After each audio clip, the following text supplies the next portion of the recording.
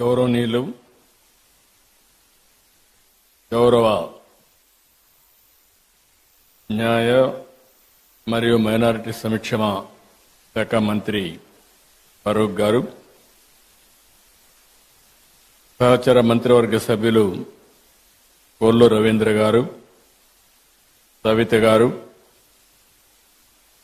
గౌరవనీయులు reverend bishop Jayarao గారు, గౌరవనీయులు Shri reverend Sajja Ratnakumar garu, Shri reverend U Joseph Ratnakar garu, reverend K Ravikumar గారు, రెవరెండ్ సిహెచ్ బుజ్జిబాబు గారు, రెవరెండ్ విజయ్ కుమార్ కొడాలి గారు,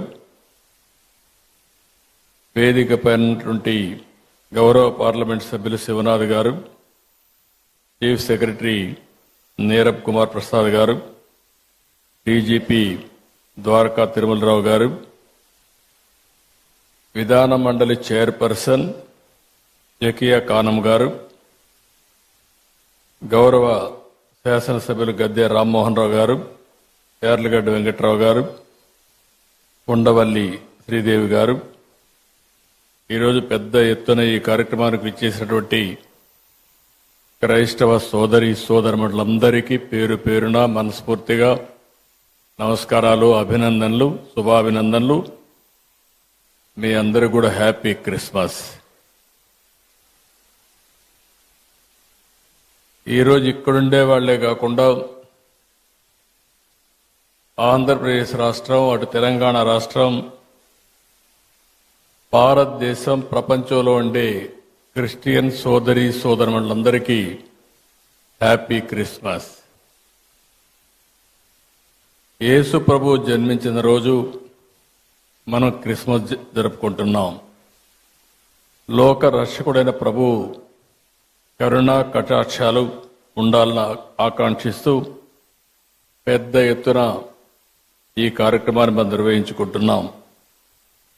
ప్రేమ, కరుణ, సేవకు ప్రతీక క్రిస్టియానిటీ.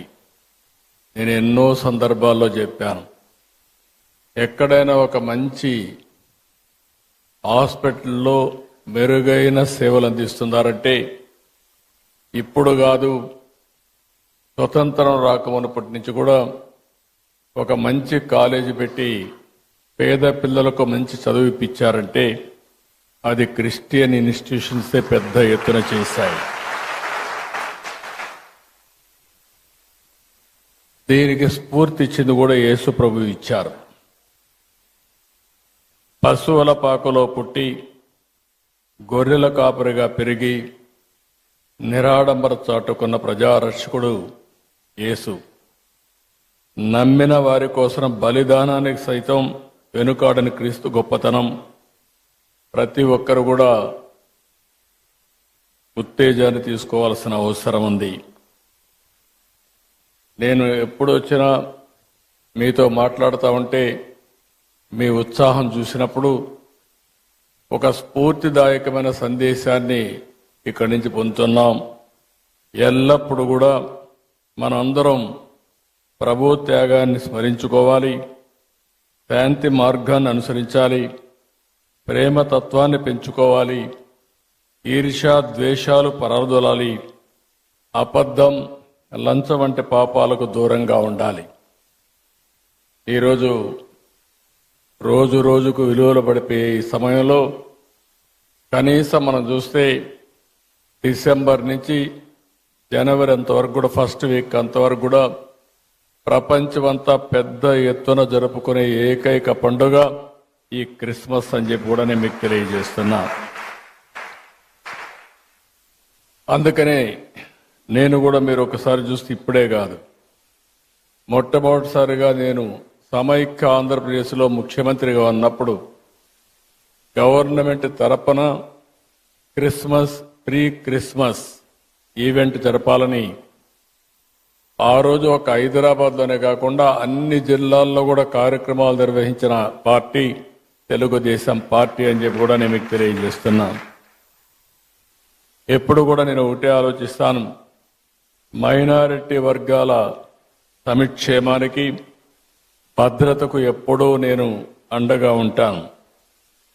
ఒకసారి అయితే సమైక్య ఆంధ్రప్రదేశ్లో చర్చి పైన దాడులు జరిగితే స్వయంగా నేనే వచ్చి ఇన్వెస్టిగేషన్ చేసి మళ్లీ అలాంటి సంఘటనలు జరగకుండా పూర్తిగా కంట్రోల్ చేసింది తెలుగుదేశం ప్రభుత్వం అని ఇప్పుడు గుర్తు చేస్తున్నాను.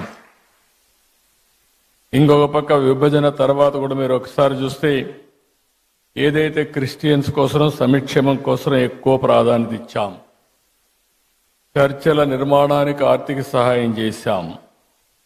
ఇంకొక పక్క మీరు చేస్తున్నటువంటి సేవలకు సహకారంగా ఉండాలని క్రైస్తవ సంస్థలకు ఒక్కొక్క సంస్థకి 10 లక్షల రూపాయల ఆర్థిక సహాయం చేసి మిమ్మల్ని ప్రోత్సహించాం.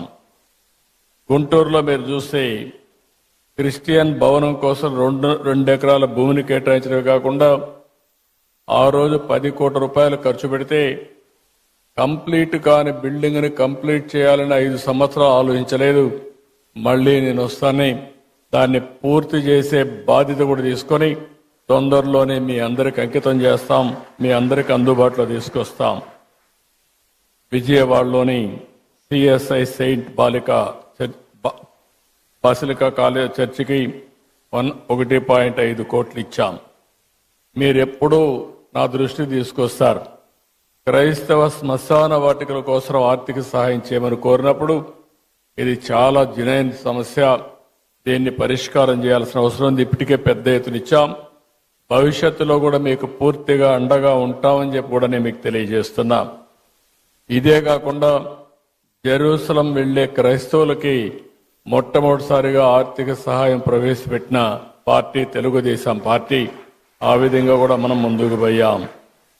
ఇంకొక పక్క క్రైస్తవ విద్యార్థుల సంక్షేమం కోసం ప్రీ మెట్రిక్ స్కాలర్షిప్లు కానీ, పోస్ట్ మెట్రిక్ స్కాలర్షిప్లు కానీ, ట్యూషన్ ఫీజు అంతా కూడా రీఎంబర్స్మెంట్ చేయడం కానీ ఇవన్నీ చేశాం. ఈరోజు ఇలాంటి కార్యక్రమాలు 1-2 కాదు, చాలా కార్యక్రమాలు చేసి మనం ముందుకు పోయే పరిస్థితికి వచ్చాం. ఈరోజు ఇంకొక పక్కన మీరు చూస్తే 5 సంవత్సరాలు క్రిస్టియన్ సంస్థలు ప్రారంభించినటువంటి ఎయిడెడ్ ఇన్స్టిట్యూషన్స్ అన్ని డ్యామేజ్ చేసే పరిస్థితికి వచ్చారు, నిర్వీర్యం చేసే పరిస్థితికి వచ్చారు. ఈరోజు మా పార్టీ మనందరి నాయకుడు తెలుగుదేశం పార్టీ అధినేత ఎన్టీ రామారావు గారు కూడా ఏసీ కాలేజీలో చదువుకున్న విషయం మనం మర్చిపోలేం. ఆయన విజయవాడలో ఉండి గుంటూరుకు చదువుకున్నాడంటే అలాంటి స్టాండర్డ్స్ అన్ని కూడా ఆ రోజుట్లోనే ఇవ్వగలిగారు. అది వీరి యొక్క విశిష్టత అని చెప్పి కూడా నేను మీకు తెలియజేస్తున్నా. ఇప్పుడే చాలా మంది మాట్లాడారు. గడచిన 5 సంవత్సరాలుగా రాష్ట్రంలో మనం చూస్తే ఇది సందర్భం కాకపోయినా చెడును ఒకసారి ఆలోచించుకుని మళ్లీ చెడును జరగకుండా అందరికీ న్యాయం చేసే విధంగా ఈ ఎన్డీఏ ప్రభుత్వం, తెలుగుదేశం ప్రభుత్వం ముందుకు పోతామని మీ అందరికీ హామీ ఇస్తున్నా. ఎక్కడ ఏమాత్రం కూడా రాజీ లేకుండా పనిచేస్తాం. ఒక్క విషయం మనం గుర్తుపెట్టుకోవాల్సిన అవసరం ఉంది. God will never leave you empty. He will replace everything you lost. If he asks you to put something down, it is because he wants you to pick up something greater. అది మనం చూసినప్పుడు ఇది తప్పకుండా జరుగుతుంది. పేదల పట్ల, ధర్మాన్ని నమ్మిన వారి పట్ల దేవుడు ఎల్లప్పుడూ అండగా ఉంటాడు. మా ప్రభుత్వం ఒకటే చెప్తున్నాం, క్రిస్టియన్స్కి పూర్తిగా అండగా ఉంటామని మనస్ఫూర్తిగా మీ అందరికీ భరోసా ఇస్తున్నాను. ఇప్పటికీ సంక్షేమ కార్యక్రమాల్లో ఏ విధంగా చేయాలనో ఇంత మునిపే పెద్దలందరూ మాట్లాడారు. ఆర్థిక సమస్యలు ఉన్నాయి, లెగసీ ప్రాబ్లమ్స్ వెంటాడుతున్నాయి. నేను 4వసారి ముఖ్యమంత్రి. 3 సార్లు నాకు ఎప్పుడు ఇంత కష్టం అనిపించలేదు. ఇప్పుడు నాకే అర్థం కావడం, ఎంత తొవ్వితే అంత బాధలన్నీ బయట వస్తున్నాయి. ఒక పక్క మనసు ఉంది, దూసుకుపోవాలనే మనస్తత్వం ఉంది. ఇంకొక పక్కన చూస్తే వెసులుబాటు లేని పరిస్థితి. ఓసారి చిన్న చిన్న కష్టాలు వచ్చినప్పుడు 4-5 సార్లు కూర్చుంటే సమస్యకు పరిష్కారం దొరుకుతుందేమో కానీ ఈ 6 నెలల నుంచి నేను రాత్రింబగళ్ళు ఆలోచిస్తున్నా, పట్టుదలగా పరిశోధిస్తున్నా, అయినా కూడా ఇప్పటికి కూడా నాకు ఒక దారి దొరకలేదంటే ఎంత డ్యామేజ్ జరిగిందో మీరు అందరూ గుర్తుపెట్టుకోవాల్సిన అవసరం ఉంది. అయితే కానీ నాకు ఒక బాధ్యత మీరందరూ ఇచ్చారు. ఆ బాధ్యతతో తప్పకుండా ఎట్టి పరిస్థితిలో మళ్లీ పూర్వ వైభవం తీసుకొచ్చే వరకు వదిలిపెట్టనని చెప్పి కూడా మీ అందరికి హామీ ఇస్తున్నా. అందరికీ న్యాయం చేసేది నా విధానం. నన్ను చూశారు. ఏ ఒక్కరికి కూడా నేను ముఖ్యమంత్రిగా ఉన్నప్పుడు కానీ తెలుగుదేశం పార్టీ అధికారంలో ఉన్నప్పుడు జరగలేదు. మొన్నే మీరు చూస్తే పాస్టర్స్కి ఫాదర్స్కి ఆ రోజు పెట్టిన ఆందోళన మా వాళ్ళు ఎన్ని కష్టాలు ఉన్నాయన్నా కాదు, ఈ క్రిస్మస్ సందర్భంగా దాన్ని క్లియర్ చేయాలని నేనే సంతకం పెట్టి క్లియర్ చేశానని చెప్పి కూడా నేను మీకు తెలియజేస్తున్నా. అదే మరిగా క్రిస్టియన్ మిషనరీస్ కోసం ప్రాపర్టీస్ డెవలప్మెంట్ బోర్డు ఏర్పాటు చేయాలి అని కూడా కొన్ని వచ్చాయి. చర్చల నిర్మాణానికి, అదే మరి రీకన్స్ట్రక్షన్కి ఆర్థిక సహాయం, ఇలాంటివన్నీ కూడా చాలా ఇష్యూస్ ఉన్నాయి. ఈరోజు నేను ఎప్పుడు కూడా పేదల పక్షపాతిగా ఉంటానని మరొక్కసారి మీ అందరికీ హామీ ఇస్తున్నా. నేను అనునిత్యం ఒకటే ఆలోచిస్తున్నాను, ఏ విధంగా పేదరికం లేని సమాజాన్ని మనం రూపకల్పన చేసుకోవాలనో దానికి ఆలోచించాల్సిన అవసరం ఉంది. మొన్నే నేను విజన్ 2047 తయారు చేశాను. స్వర్ణాంధ్రప్రదేశ్ విజన్ తయారు చేశాం, రూపకల్పన చేశాం. అందులో మొట్టమొదటి పాయింట్ మీరు చూస్తే జీరో పావర్టీ. ఇంతవరకు అందరం చెప్పారు మేము పేదరిక నిర్మూలన చేస్తామని చెప్పారు, కానీ నేను పెట్టింది ఆర్థిక అసమానతలు తగ్గించే విధంగా మొట్టమొదటిసారిగా పేదల్ని పూర్తిగా ఆర్థికంగా పైకి తీసుకొచ్చే వరకు ఈ ప్రభుత్వం అండగా ఉంటామని చెప్పి మరొకసారి తెలియజేస్తున్నా.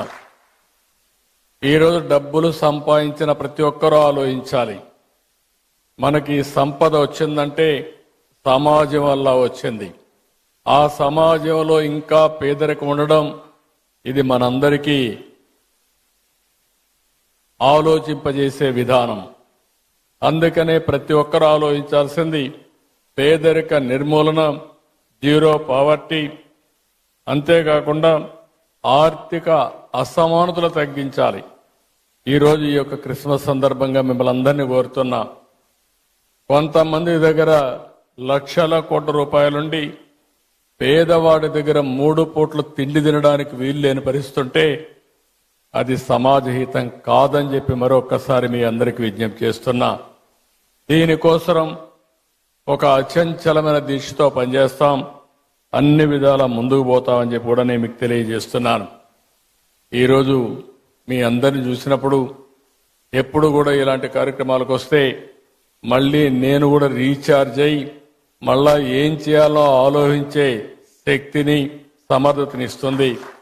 అలాంటి కార్యక్రమానికి ఈరోజు వచ్చాను.